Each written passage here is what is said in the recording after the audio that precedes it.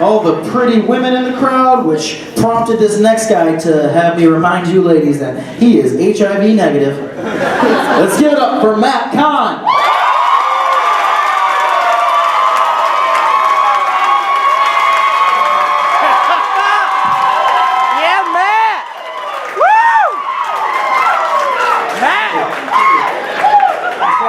I said, Zach, just make me look cool. Make me look cool.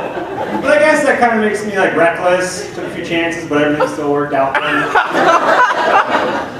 HIV is so awkward. It's even awkward in the alphabet. A, B, C, D, E, F, G, H, I,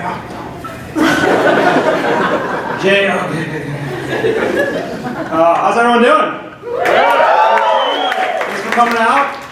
Recently, I started a job downtown Detroit. One thing before I started, they're like, oh, you're going to love it down there. You don't have to stop at any red lights. Which is great until you get pulled over. And you're like, why'd you run that red light? I was told it was cool. I'm new here.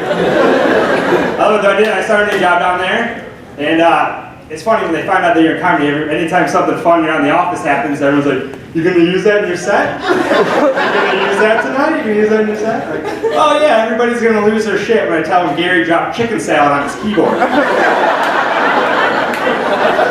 Although I guess that works, so maybe I just have to listen to that. You know what really bugs me is sports names, the team names, like the LA Lakers. I'm pretty sure that there is no lakes in LA, and I'm also pretty sure that there's a water shortage in LA. So is this like ironic names? Is it ironic names? So I tried to think of a couple other ironic names, like the New Jersey Safe Sex Havers, or the Kentucky Readers, or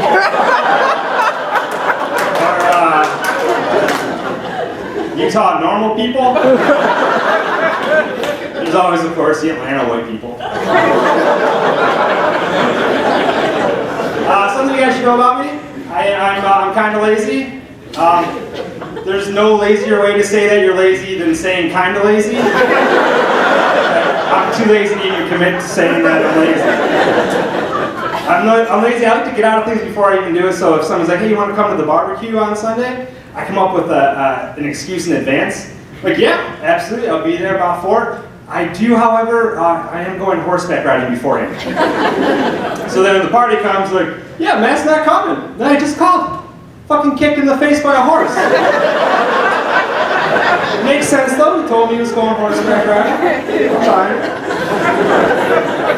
Also big on perceived effort. I like to actually pretend I'm going to do something more than actually do it. So if I'm talking and you drop something, I'll wait that split second before you go down to pick it up and then pretend that I was going to do it. Or even if I'm alone, it doesn't have to be in front of anybody. I'll brush the crumbs off the counter at home, and then walk right past the garbage and just brush them right off. The one thing that I am big on that I like to take my time with is pranks. I'm big into pranks. My favorite prank is I like to get off the phone with somebody and then call them right back and try to have the exact same conversation. Another fun one is to, if you're at a friend's party, go into like the bedroom that's off their bed, the bathroom that's off their bedroom, and just put toilet paper down on their seat. So later that night when they go to bed, they're like, who came in here and used the toilet? And they're like, who came in here and used the toilet and thinks that we're dirty? But I guess I have my big joke that I'm saving for the end, and I want to, I have this friend that I've known my whole life. We've been best friends since like 3rd grade, Danny. Known him forever. So I have this last prank that I want to pull on him, and I'm saving it for when I'm dead. So I get the final one. And what it is, it's a letter, and it's confessing my love to him. Being that we're both straight, this should kind of blow his mind. So I want to share it with you guys. Let me know what you think. I also rolled it up scroll form, so it looks official.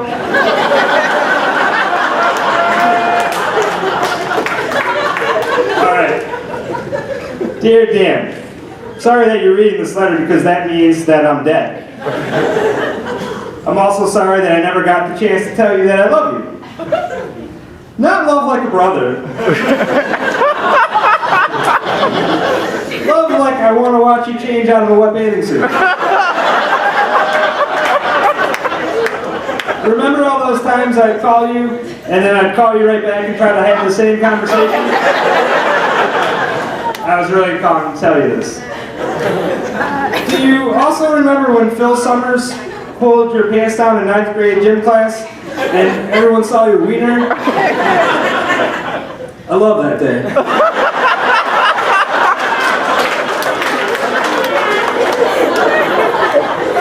I remember sometimes when we were watching football together, I'd imagine we were tickling each other's forearms while taking Cosmo Soulmate quizzes. I bet your spit tastes like blue raspberry.